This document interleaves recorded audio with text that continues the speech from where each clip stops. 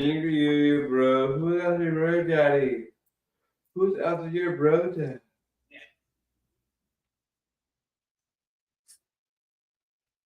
Yes, Santa. Then can you say that I don't have food? I don't.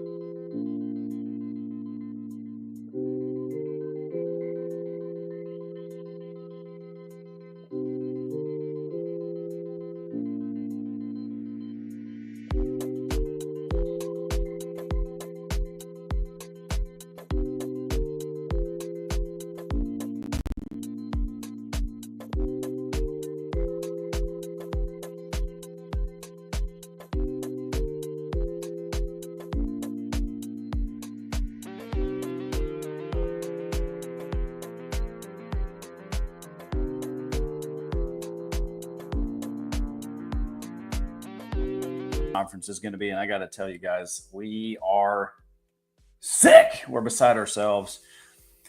It's just not a good situation. So I'm going to keep an eye open for the press conference.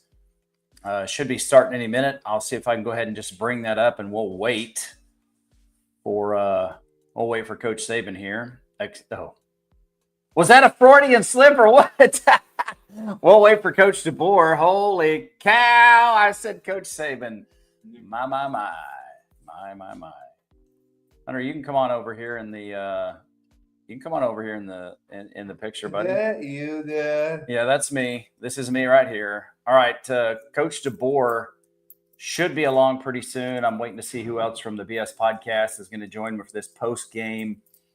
For this post game show. And I'll tell you what, guys, Monday's show is going to be abysmal.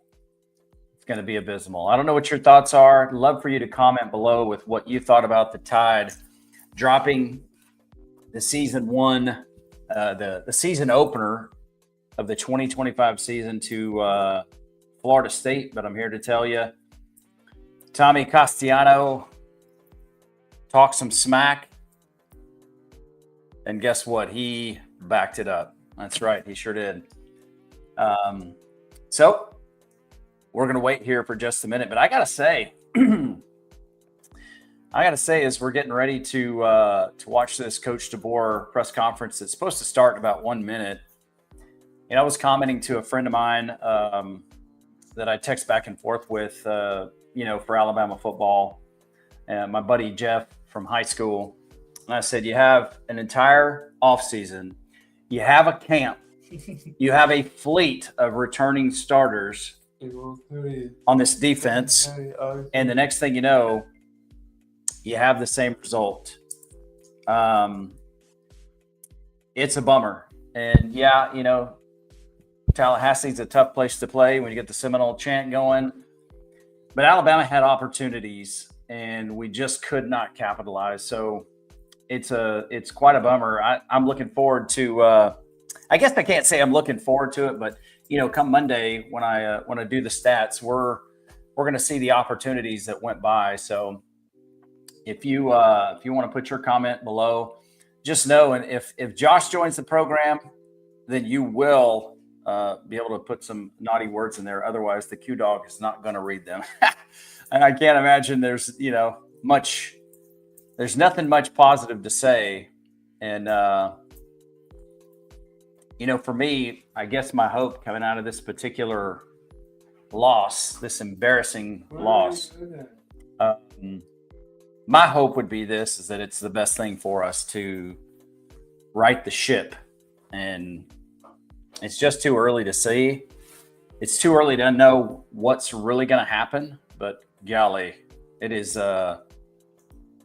it's a bad feeling, and I sure thought that we would. I sure thought we would be much better. Let's see if we can get Coach DeBoer's press conference.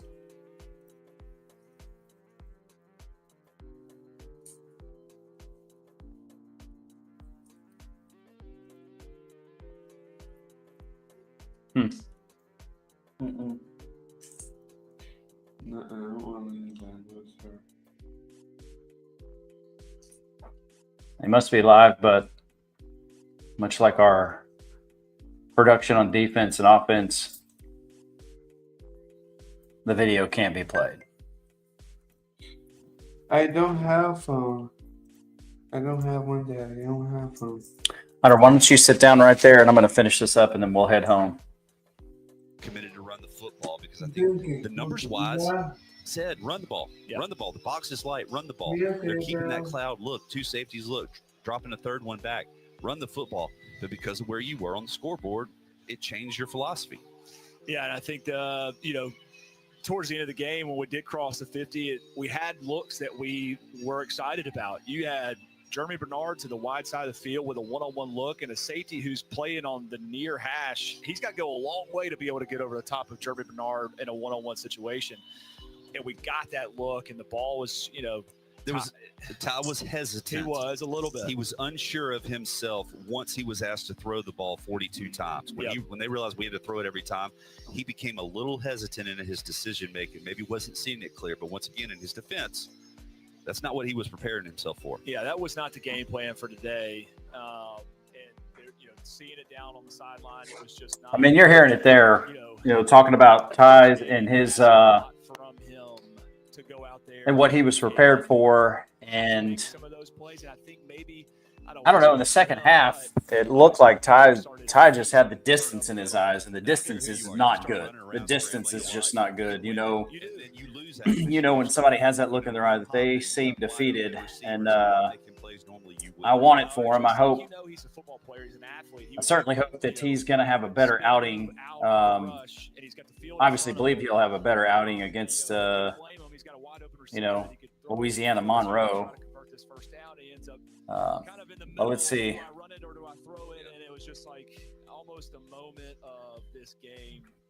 It's a good learning experience for him. Let me check it out and see if I can get the press conference to come up so we can get a little live reaction to that. Your bro wants to talk to you, Daddy, bro. No, my brother does not want to talk to me. Trust me, I know this. I don't have phone. I don't have phone. I don't have phone.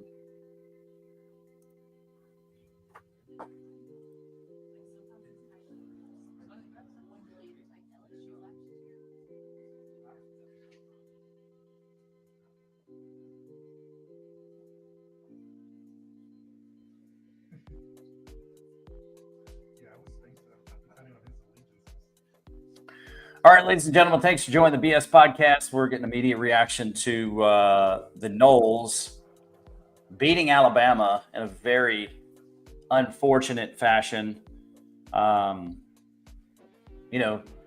Castellano had things to say about the Saban era, that he's not going to be there to protect them. And unfortunately, these coaches and players that we like so much, there's nothing that we can do to help them win the football game. And it's really a bummer. But, that's part of football. When I used to coach football, we would certainly have some difficult times in the locker room and talking through a loss. And it's an opportunity to find out what your football team is made of.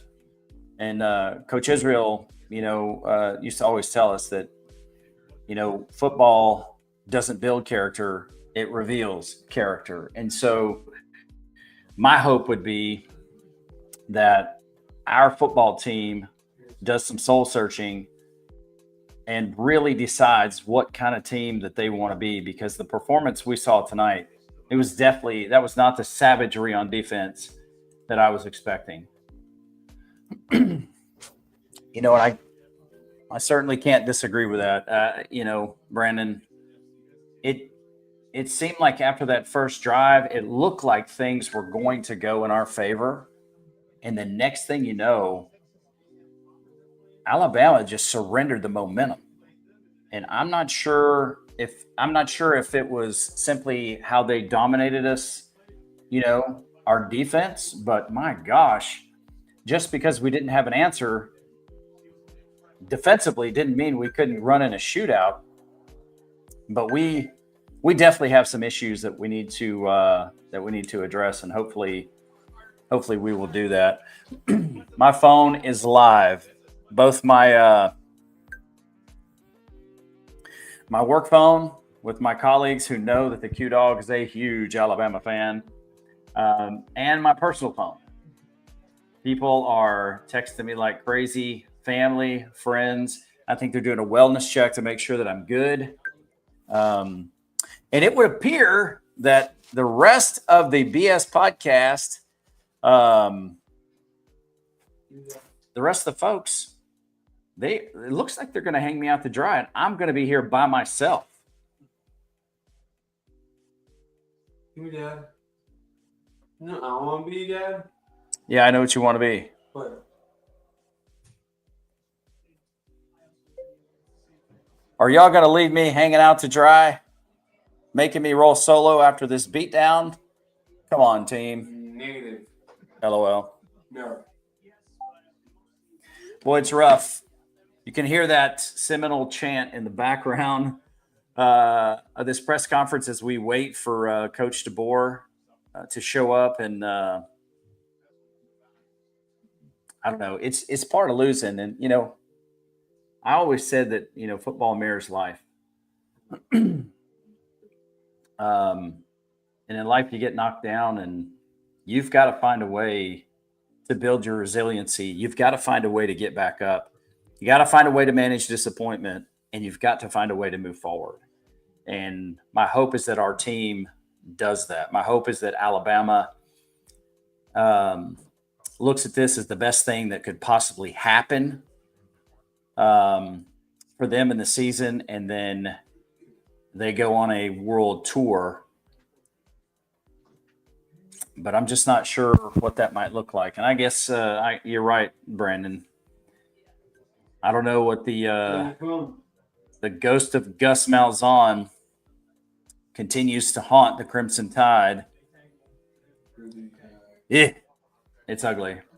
Sounds like we're getting some action right here. So as Coach DeBoer comes up, you know, I will defer to the questions, the press conference, make sure that you can hear it. And then if you would comment below on what your thoughts are on the game, where are the problems? Look, as a fan base, let's fix the Alabama Crimson Tide. Don't you think we can? Negative. I agree with you, Hunter. We cannot. We cannot. It's an awful way to start the season, snapping a 23-game first game winning streak. And there will be – please have a seat, sir. There will be plenty of celebration going on.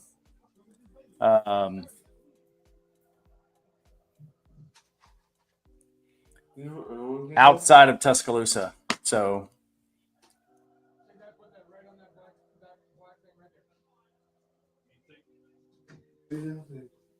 that Seminole chant is going to be going on for quite a while. The thing about that Seminole chant is that a guy like me who's a Dodgers fan, you know, that's the same thing the Braves do. And then as a Raider fan, it's the same thing that the Chiefs do. So it's like, I just can't get away from it. Oh my God. Yeah, I'm serious. I just can't get away from it. It's a bummer. Oh my God. Let me know your thoughts as you look below. Really want to get some immediate reaction to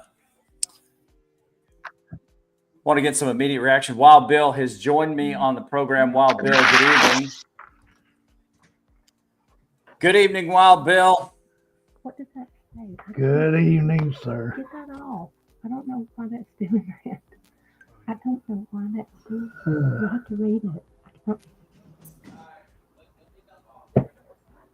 This computer's acting crazy. It'd be the person operating.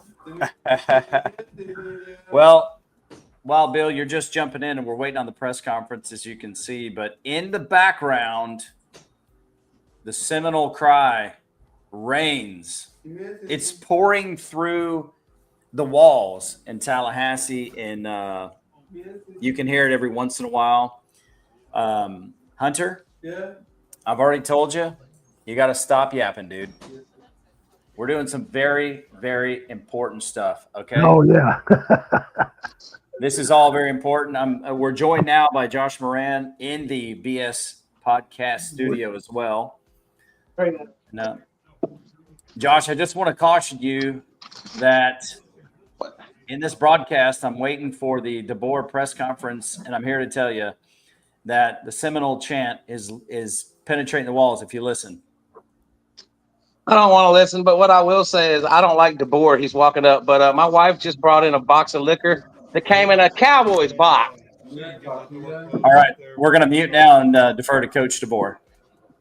Everybody in? Okay.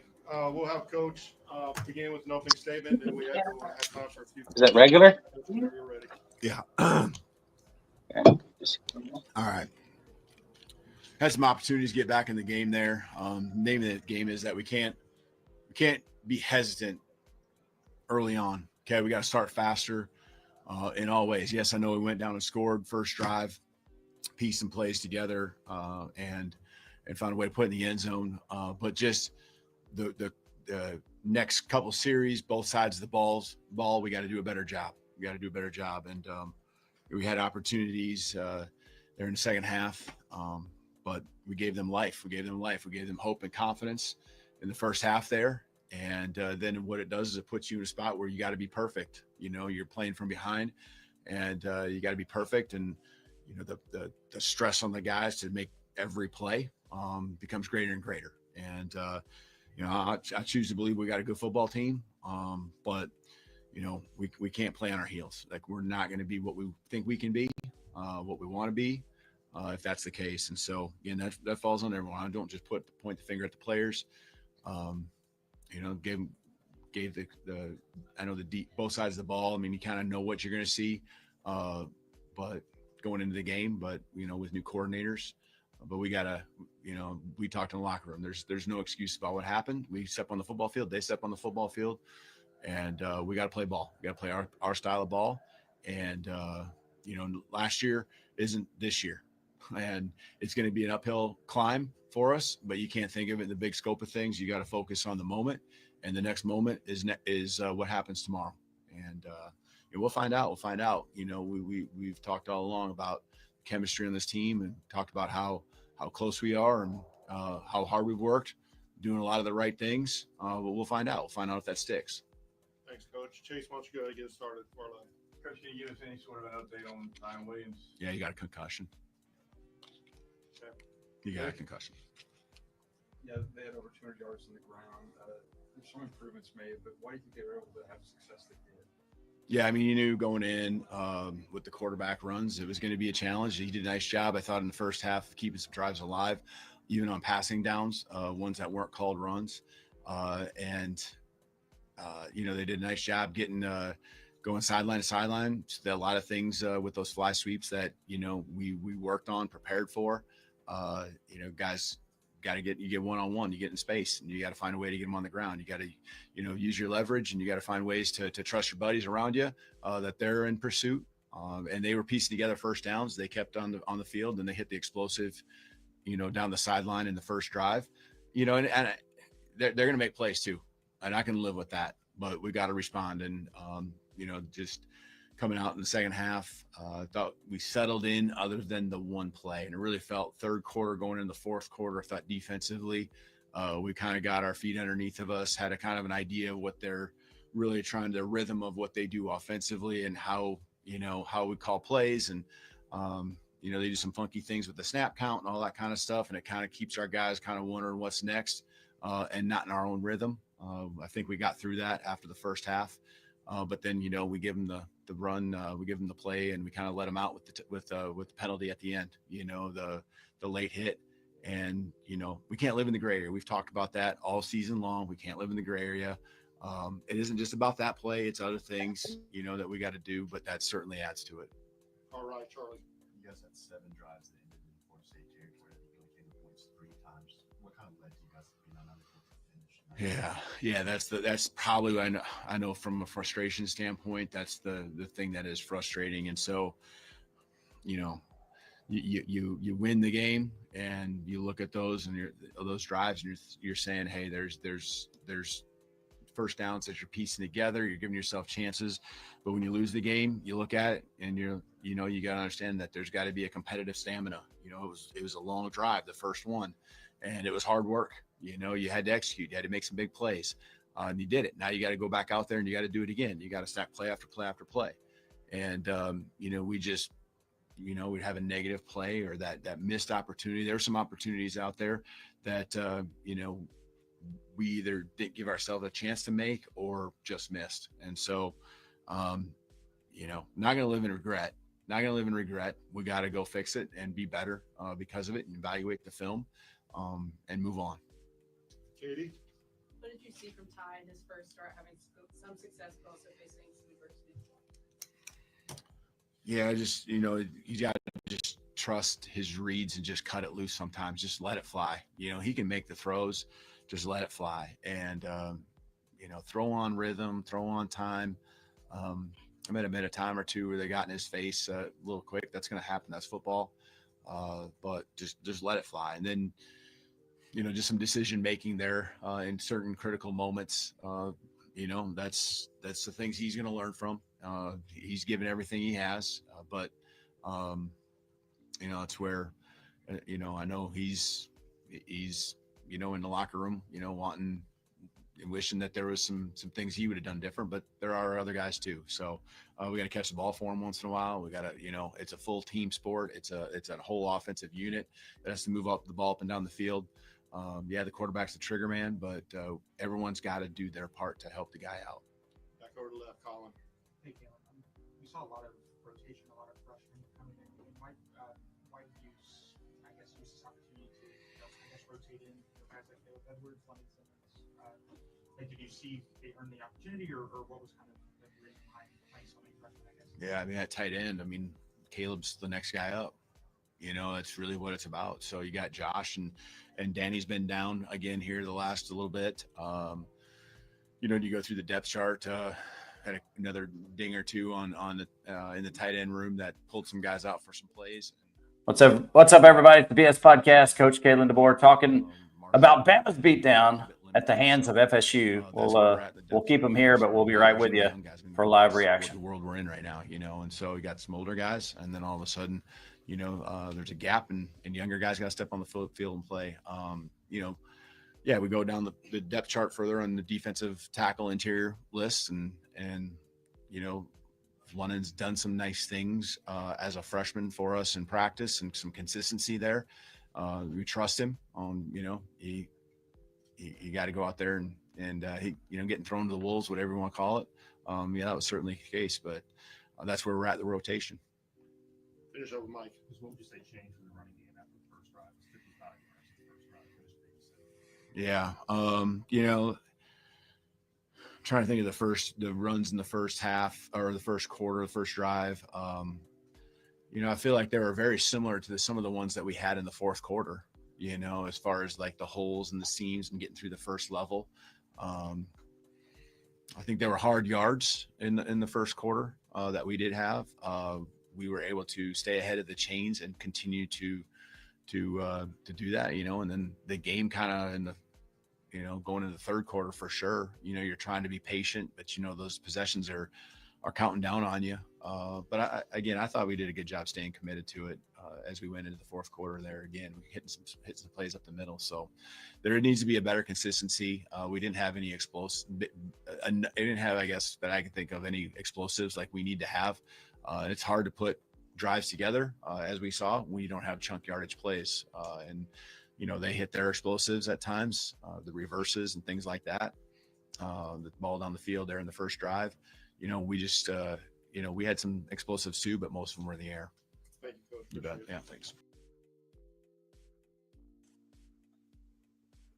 All right, ladies and gentlemen, there it is. Coach Kalen DeBoer on Alabama's loss. And let me make sure that everybody's mic is unmuted. I don't know what's going on with Josh's mic. How about now? Okay. Yeah, you're good there. You're good there. Wild Bill, Yes. just want to get your initial reaction to what we watched, for for this first game. What were your thoughts after the first touchdown drive, and then what became after that? Well, we looked good on that first one. And what happened after that, who knows? We were outplayed and outcoached.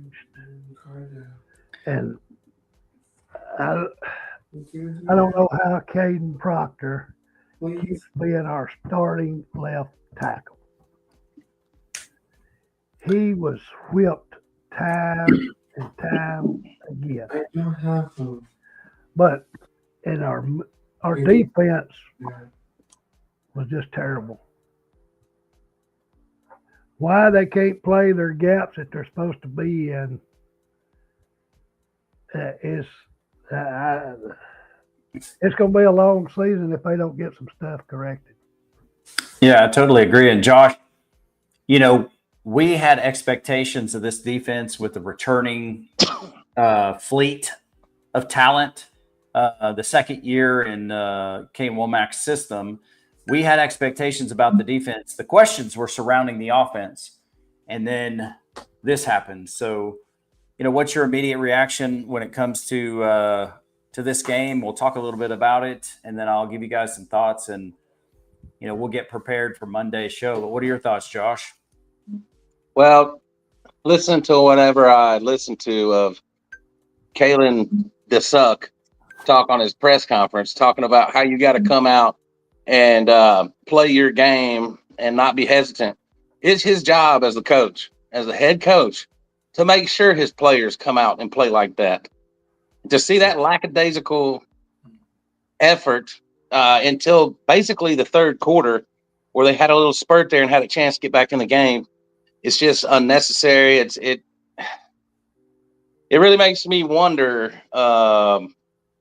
if we should go ahead and fire him. I'm going to be that guy.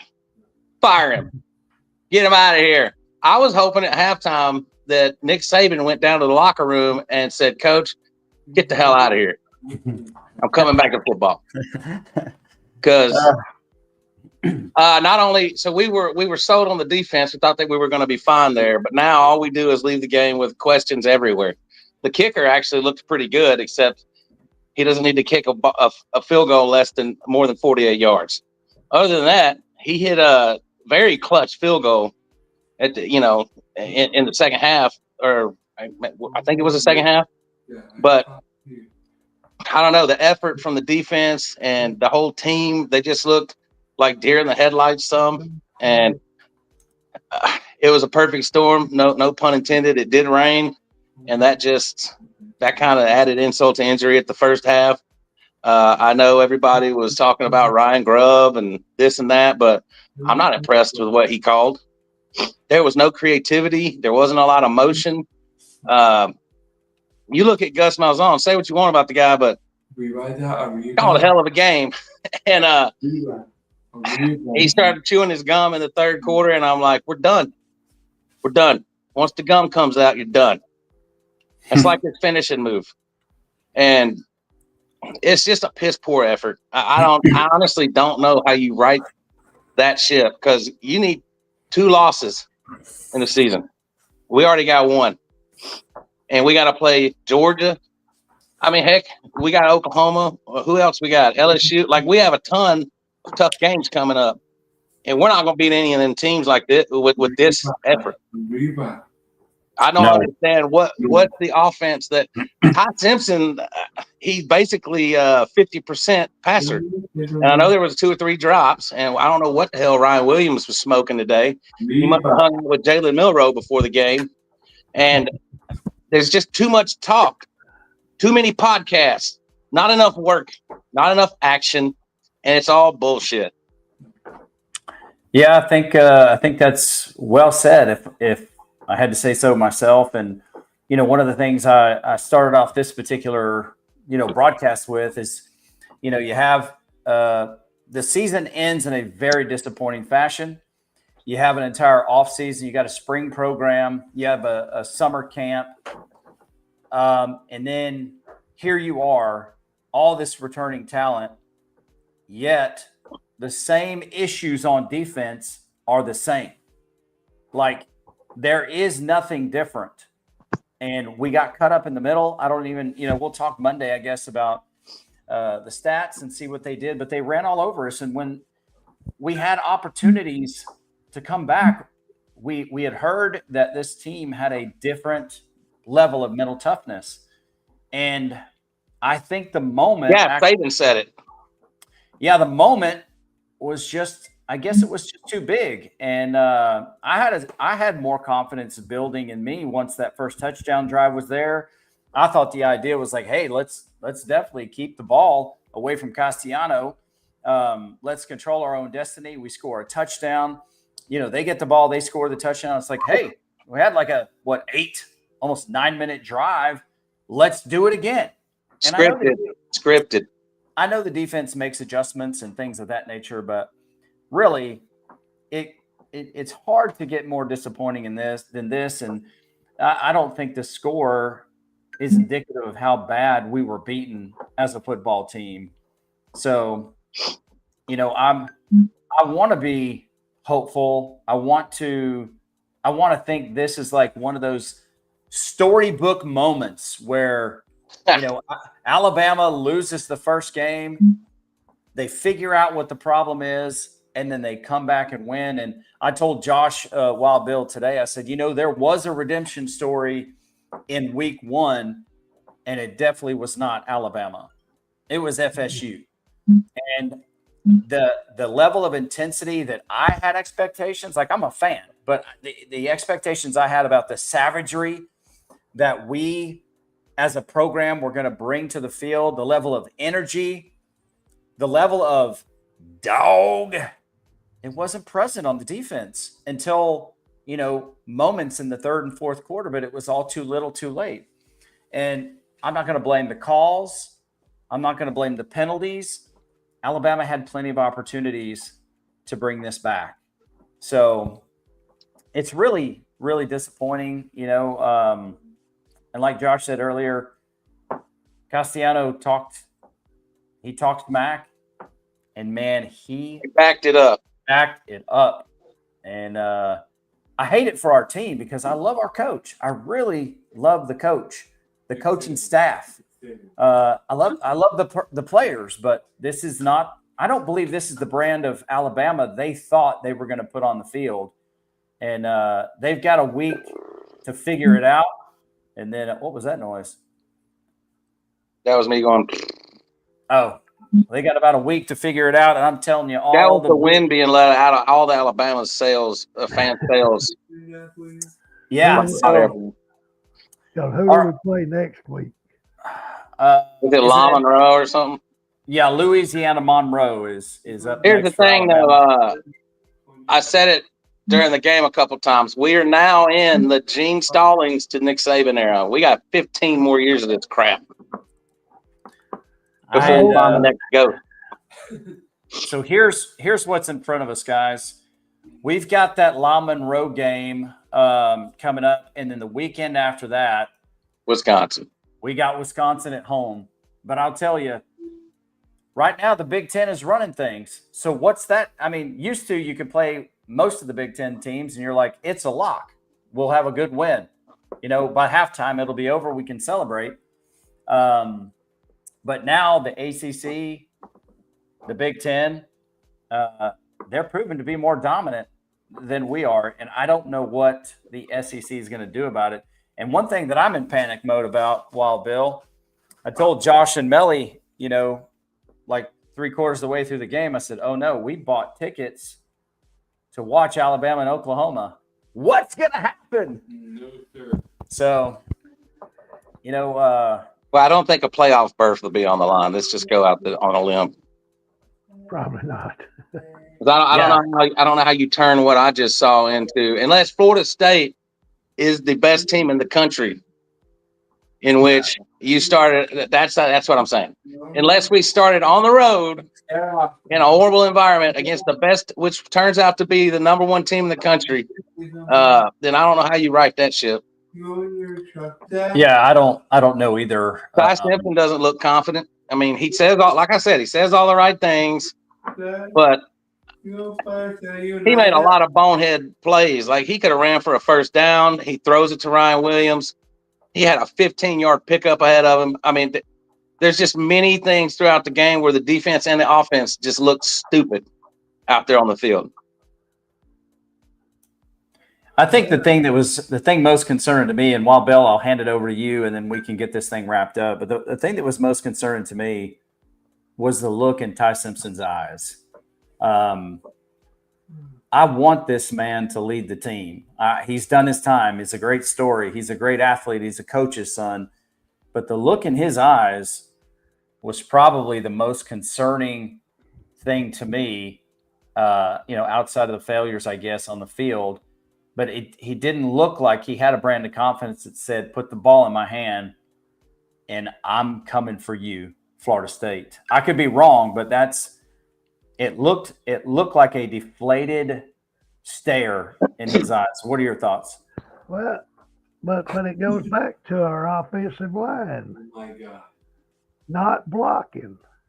How many times was he'd just have to scramble left or right because one of our tackles would just let somebody come just scot-free. And I don't care. Caden Proctor's, how many times, because I kept watching, did that defensive end, that whatever, push him, take him, and manhandle him back into the quarterback? Time after time. And you're supposed to be an All-American.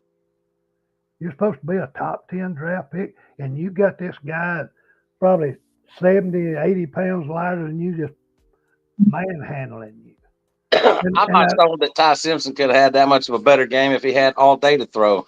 He was throwing the ball accurately some, overthrowing it some, and he threw it 900 miles an hour every time he threw the ball. He has absolutely zero touch. He's in his fourth year. This is 4 years of college football going up against good competition in Alabama, supposedly. Over the last 2 years, I'm starting to kind of doubt that. But you just want to see something more polished out of somebody that's been in college football 4 years. Well, you take our middle linebacker. How many times is he out of place? He's in the wrong, he's going to the wrong hole, or he lets Roy Dale Williams plow over him when we needed that stop. How about Earl Little from Alabama? They called his name every 5 plays. He's all over the place. Well, the only question I have on a call, if you don't call targeting, call personal foul, because he did get hit in the head. That's the penalty. But you call targeting, so they wipe that out. But yet he has to go off the field because he suffered a concussion because of a blow to the head. Well, why not just call a personal foul? He was a defenseless player. Just call it like that. Don't call targeted. Yeah, there were a few things that I don't necessarily know that. Thank you, Brandon. They changed the outcome of the game. I don't know. Hey, Hunter, have a seat real quick. I'm going to finish up in a minute. I don't know. I don't know how it turns out differently. I guess that where was that defensive holding play that on that third down? Where on the first drive they had the ball? Yeah, they never showed it. They never showed that. Because Quincy, it was a running play. We stopped it, but they say we held an eligible receiver. The play's over here, and supposedly we hold an eligible receiver over here to the opposite side of the field. They never showed it. Well, they kicked our butt a lot after that, though. Yeah, even that pass on third down that got broken up. I mean, a perfect pass by Castellano, wide receiver catches it. Our guy knocks it out of his hand, and then there's a ghost penalty or a penalty that they don't show. Then we got deducted a timeout.